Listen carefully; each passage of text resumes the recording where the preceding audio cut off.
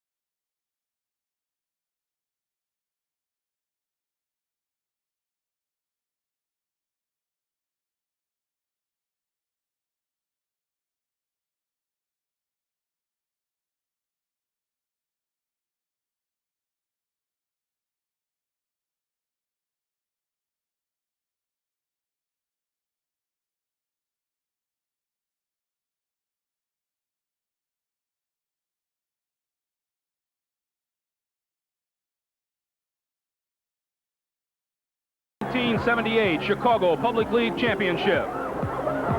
The Tigers of Sullivan High School versus the Indians of Lane Tech.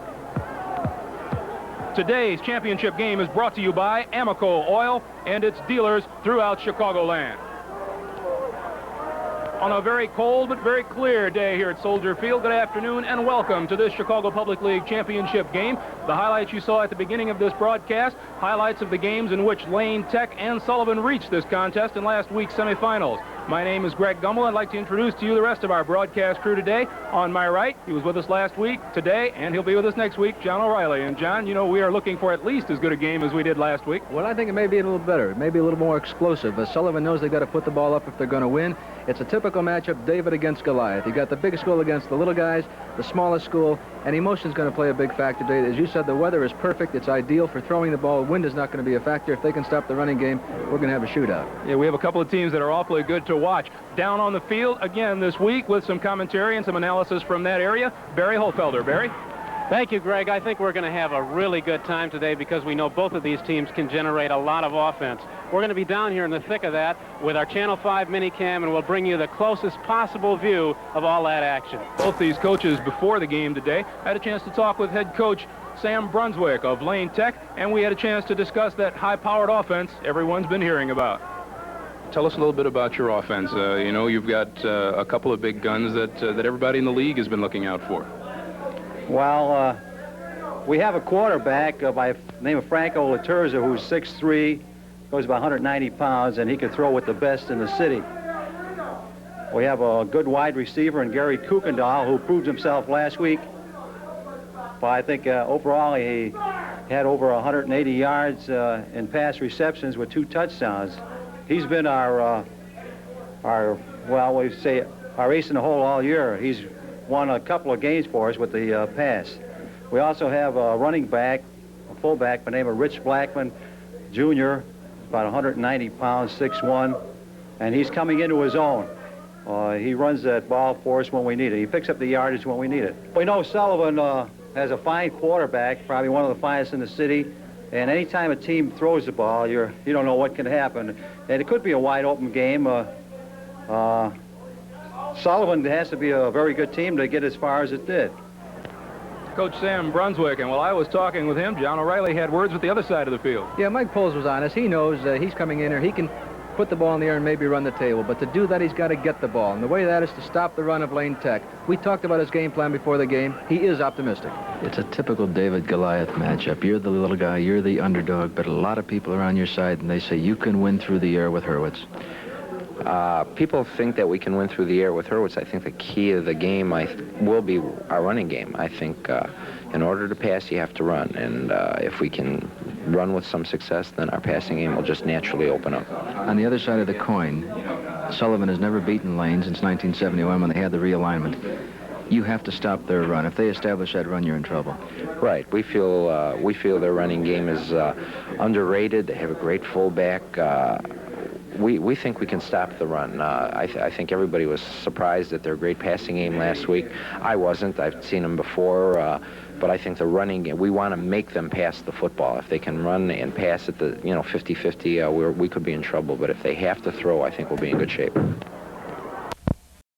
Stops with 2:52 to be played here in the third quarter, and Lane Tech trying to generate some offense. Well, I'll tell you, the Indians cannot complain about their field position, particularly in this half. They've had their chances. Pretty soon, though, that Sullivan defense has got to begin to tire a little bit, Coach.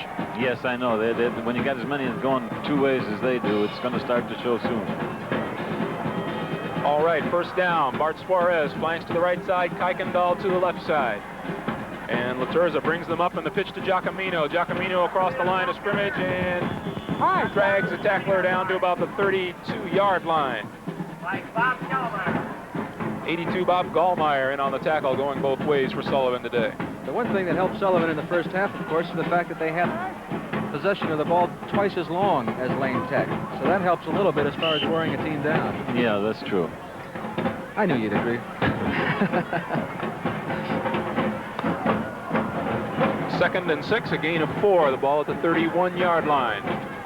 Suarez this time to the near side. Kuykendall to the far side. And Laturza calls the signal. And the pitch to Giacomino coming this side this time, and he is met and hit hard. 77 is Tom Garrity. And nobody blocked Tom. Boy, and Garrity really strolled along that line in a hurry, didn't he? He sure did. They can't seem to get that corner out. Tom Garrity, 6'1". He goes just about 200 pounds. And he'll be back next year. He's only a junior. Clock continues to run. We have 1 minute, 45 seconds remaining to be played in the third quarter. Lane Tech, a 3rd and 8. They're at the Sullivan 33-yard line. Kuykendall, far side of the field. In the slot, Suarez. And Laturza straightens up and throws it real quick. That's Ken Winnick. Winnick loses the handle. And Sullivan with the recovery. Oh, my. The quick pop over the middle to number 88, Ken Winnick. 85, Mike Quinlan with the fumble recovery at the 11-yard line. And that's where Sullivan will take over. He had the first down made. Yeah, that's too bad that he had to drop that ball there. That's a real big break for Sullivan. Good pass by Laturza. And that First second good hit. lick there.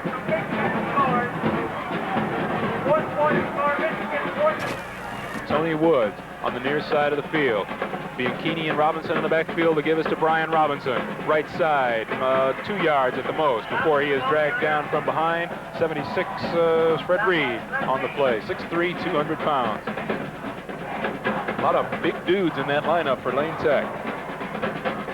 We are down to the 1 minute mark. 1 minute remaining to be played here in the third quarter of a scoreless football game. Let's have another look and look for number 76, Fred Reed. He's the man. There he is. Fights off a block and makes the tackle. You can't ask for any better than that, Coach. No, sir. He's been doing that all year. Brian Robinson's picked up 35 yards on 8 carries. The going's tough today. Going both ways, too. 40 seconds. The clock is running. Third quarter winding down to a close. Dan Hurwitz is going to throw it. And he looks to the far side and intercepted. Oh, there's that pass out. Tom Tim is in for the touchdown. Turn out the lights.